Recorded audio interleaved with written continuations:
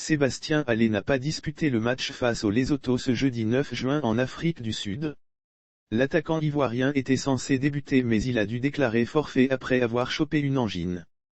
La sélection de Côte d'Ivoire a concédé le nul 0-0 face à une équipe du Lesotho solidement défensive, lors de la deuxième journée des éliminatoires de la CAN 2023. Une rencontre qui s'est déroulée sans Sébastien Haller, attaquant vedette de la Selefanto. Le sélectionneur des éléphants Jean-Louis Gasset a procédé à quelques changements pour ce match, mais laisser de côté le buteur de l'Ajax d'Amsterdam ne faisait pas partie de ses plans. Haller a tout simplement déclaré forfait en raison d'une angine, ce que regrette le coach de 68 ans. Haller absent en raison d'une angine, l'absence de dernière minute de Sébastien Haller qui a été victime d'une angine nous a quand même pénalisé. Il a fallu changer hier parce qu'on n'avait pas le même style de joueur. On a manqué de présence. On a bien préparé le jeu, on est passé par les côtés, on a centré.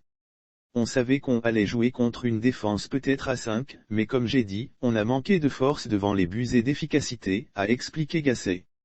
Christian Kwame, Wilfried Zaha et Jean-Évrard Kouassi ont débuté le match contre le Lesotho avant que le dernier cité ne cède sa place à Jérémy Bogue en seconde période.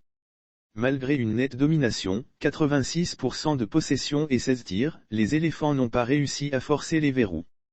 Lire aussi qu'en Côte d'Ivoire 2023, la CAF et la primature font le point de l'évolution des infrastructures, nous avons eu la maîtrise du jeu, nous avons fait le match que nous voulions faire jusque dans les 30 derniers mètres. Mais après on a manqué de puissance et d'efficacité. On a joué contre une équipe qui était très bien organisée.